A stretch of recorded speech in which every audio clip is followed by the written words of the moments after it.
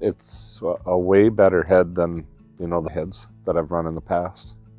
So I have a Rota Disc 8-row. It's crazy how nice a job this thing does. Especially if you see the topography of where we live with our hills here. It really follows the contour of the ground better than any other head I've seen so far. What I like about the Geringhoff head is that it really chews up my stalks well. They don't shell corn. They feed in well. I was just going through some corn that's down. My old heads, it would have bunched on the snouts. This it ran right through.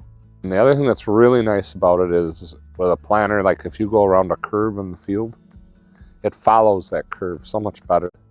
I don't know if it's shorter snouts, the way it's designed. It doesn't knock over the corn as easily. And the other thing I like is they have a hotline. And I've called on Sundays. I've called at 11 o'clock at night. It don't matter when you call, somebody answers that phone. Yeah, I'm happy with the corn head.